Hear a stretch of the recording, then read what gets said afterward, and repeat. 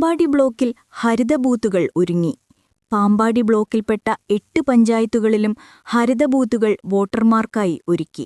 അകലക്കുന്നം, കിടങ്ങൂർ, എലിക്കുളം, മണർകാട്, പള്ളിക്കത്തോട്, കൂരോപ്പട, മീനടം, പാമ്പാടി എന്നീ പഞ്ചായത്തുകളിലെ ഹരിതകർമ്മ സേനാംഗങ്ങളാണ് പ്രകൃതി സൗഹൃദ സാധനങ്ങൾ കൊണ്ട് തെരഞ്ഞെടുക്കപ്പെട്ട കേന്ദ്രങ്ങളിൽ ഹരിതബൂത്തുകൾ അലങ്കരിച്ചിരിക്കുന്നത്.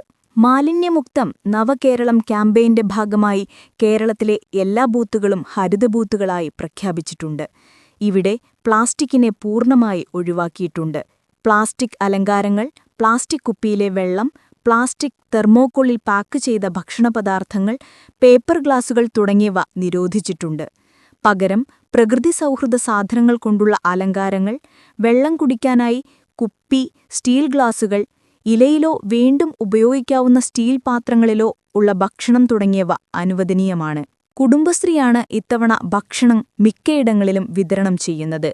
മാലിന്യങ്ങൾ തരംതിരിച്ച് ഇടുന്നതിനായി തെങ്ങോലയിൽ തീർത്ത കൂടകൾ ബൂത്തുകളിൽ വച്ചിട്ടുണ്ട്. പ്ലാസ്റ്റിക് ഡിസ്പെൻസറികളിലും മൺകൂജകളിലും വെള്ളവും സ്റ്റീൽ ഗ്ലാസുകളും വച്ചിട്ടുണ്ട്.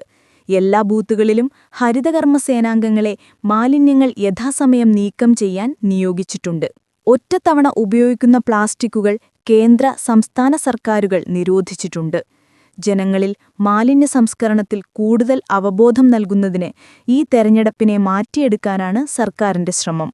ജില്ലാ ശുചിത്വ മിഷന്റെയും ജില്ലാ ഭരണകൂടത്തിന്റെയും നേതൃത്വത്തിൽ Pampady block GEO Bindu MP block തല ചുമതലയും ശുചിത്വ mission Pampady block resource person Harikumar Mattakkara, പഞ്ചായത്തുകളിലെ അസിസ്റ്റന്റ് സെക്രട്ടറിമാർ എന്നിവർ പഞ്ചായത്തുകളുടെ ചുമതലയും വഹിക്കുന്നു.